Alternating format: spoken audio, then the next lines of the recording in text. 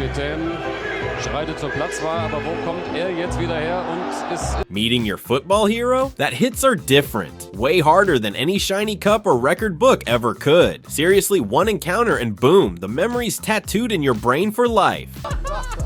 Sorry, broke in your house, sorry. It's okay, I'm sorry for the messiness. We're talking random surprises, those mysterious masked legends dropping in, moments so emotional they literally shut fans up mid-sentence. Stuff you replay in your head for years, not just on a highlight reel.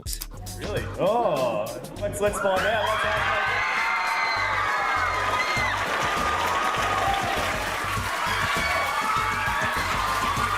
Let's kick it off with a scene that'd wipe your mind clean of algebra in 2 seconds flat. Imagine you're half dozing at your desk, doodling in the margin, brain miles away, and then out of nowhere, David Beckham just strolls into your classroom. No heads up, not a single camera crew, no big entrance music or anything, just Becks, all chill, flashing that grin, standing right there in front of you like it's the most normal thing ever. Those London kids, totally blindsided. 1 minute, they're arguing about who's the GOAT, and the next minute, they're staring at the man himself. The room basically exploded. Kids gasping, losing their minds. Some laughing, some just frozen like statues. And Beckham? Guy's a pro, obviously. Super friendly, nothing fake about it, just sits down, drops some stories, and makes every single kid feel like they matter. Didn't just bounce after a selfie, either. He actually hung out and talked. You could tell he wanted to be there. What actually makes that moment magic isn't the surprise bit, it's that it was real. No rehearsed lines, no shiny press release, just Beckham being, well, Beckham. Underneath all the glitz and magazine covers, the dude's still that kid who loved football first. So,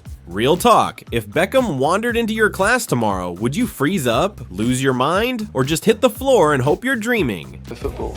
I'm a bit of a football fan, yeah. I like my football, but I think with my hair at the moment, I'm always struggling to find what I kind of like. Jesus Christ. Me, man. That was ridiculous, bro.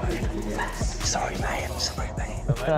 David Beckham, one of the hottest stars in the world, managed to fool everyone when he went into a random barber's shop in London and acted as a normal customer. He made jokes about the different hairstyles, talked to everybody present, and was really one of them, until he suddenly focused on one of the guys and said in a low voice, "Hey mate." The whole place went silent. One man was unable to utter a word. Another could only stutter, and even the barber couldn't help shaking a little with his scissors midway into the haircut. No cameras, no planned fanfare, only a real bonding. Beckham's charisma transformed a simple haircut into a funny, unforgettable experience. It was thus a case of his famous personality that he used to bring laughter rather than his love for the common people.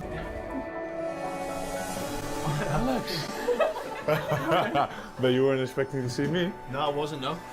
Oh, by him? Hello, mate. Good to see you. Well, See you again? Yeah, good. yeah. I'm just really surprised.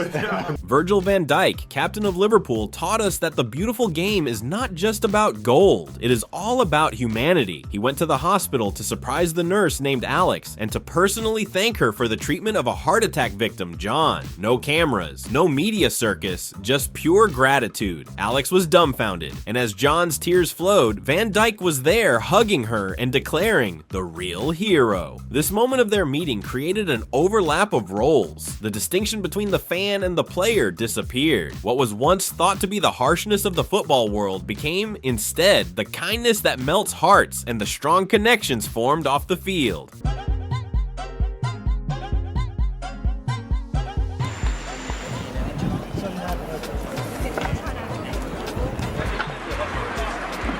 Cristiano Ronaldo was once a disguised homeless man in Madrid to test the reactions of people toward the same great skill, but without the fame. With a fake beard and dressed in rags, he went to the crowded plaza and started kicking the ball, completely unnoticed, until a kid stopped playing. After a while, Ronaldo showed himself. The boy was left petrified, realizing he had just played with a living legend, while the crowd around him burst into shock and laughter.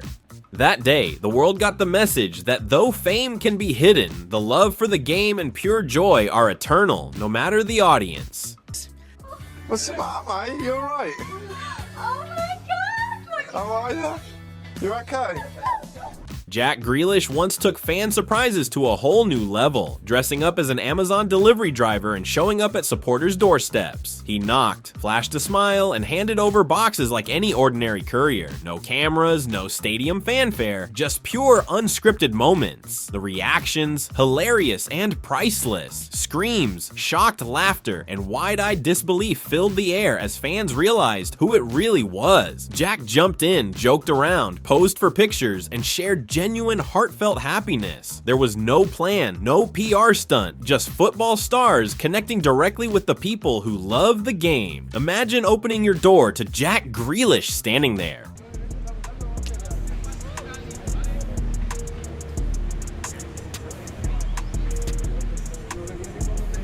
Man, Ronaldinho back in Barcelona. That was way more than just your average, hey, how's it going visit. It was like a king coming home after a wild adventure. The streets? Packed. People hanging out of windows, waving flags, screaming like their lives depended on it. You could barely hear yourself think over the crowd chanting his name. It was just raw, electric energy everywhere. Some fans straight up lost it, just sobbing in the middle of the chaos. Can't really blame them though. This guy made Camp Nou feel like a magic show every time he touched the ball. The no-look passes, those cheeky grins, defenders left spinning in circles. It was pure joy. The guy was hugging fans, signing shirts, and handing out that famous smile like candy. It felt like everyone in Barcelona wanted a piece of him that day. And honestly, that's the thing about legends. They never really disappear, do they? They just kind of hang around in your best memories, living rent-free forever. Barcelona wasn't just getting a football player back, they were celebrating the dude who gave their club its soul, its swagger, and the whole vibe.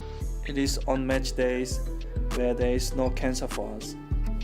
Switching gears, let's talk about Heung-min. The guy's got a heart, no kidding. Some celebs would just shoot off a generic get well soon tweet when they hear about a sick fan, but not Son. He went all in, invited this young fan battling cancer to a Spurs match, VIP style, red carpet, and all that jazz. From the second they met, you could tell Son meant it. Big hug, beaming smile, just radiating good vibes. After the game, bam, a personalized signed Spurs jersey for the kid. You could see the kid's face just light up, tears and everything. Son called him the real fighter, which honestly hits way harder than any PR fluff. No hype, no big press release, just pure, unfiltered kindness. You could feel it in the air, like this wasn't about football or celebrity, just two people sharing a moment that actually mattered. Forget trophies. This is the stuff people remember forever. How are you?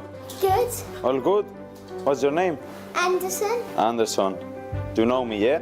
Yeah. I have one thing for you, yeah? You are so brave. You are a warrior. Who's your favourite player, Anderson? Grealish. Yeah? Right here. Is there anything you wanted to ask him? Got any questions? What's your favourite goal you've ever scored? Oh, against Everton, of course. The bicycle kick. You like this one, eh? Was it better in Manchester or Spain? I like both, but here maybe the weather is a little bit cold. Garano met a ton of fans. Seriously, more than he could count. But that time with Anderson, yeah, that one hit differently. Anderson was this young Manchester United diehard who'd been through the absolute ringer with cancer. The second they locked eyes, Anderson just beamed. Imagine your walls plastered with someone's posters. And suddenly, there he is, right in front of you. Pretty surreal. Garano didn't do that distant, nice to meet you routine. Nope. He got down on Anderson's level, shook his hand, and started chatting about favorite goals and epic match moments, and even asked him what he dreamed of doing one day. No PR people, no flashbulbs, just two football geeks vibing. Before heading out, Garano took off his own Man United kit and handed it over, telling Anderson, "You're the real winner, mate." Boom, tears. Anderson just lost it, and Garano grabbed him for a big hug, whispering stuff only the two of them could hear. No press, no headlines, just a real, raw moment between two humans. That's the kind of stuff that sticks with you. Garano proved right then and there that being great isn't just about what happens on the pitch. Sometimes it's about showing up for people when it actually matters. Come on, Chelsea. Come on.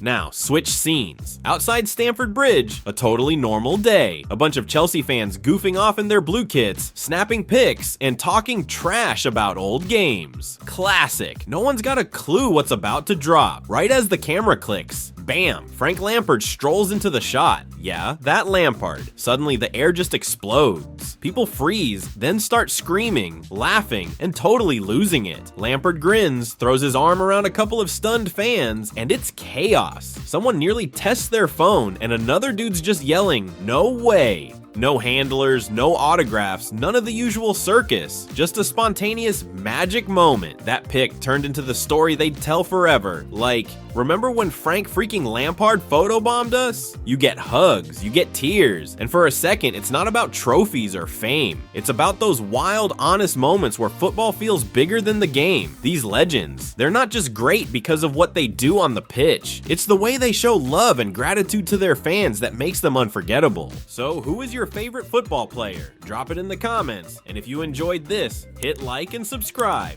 I've got way more coming your way.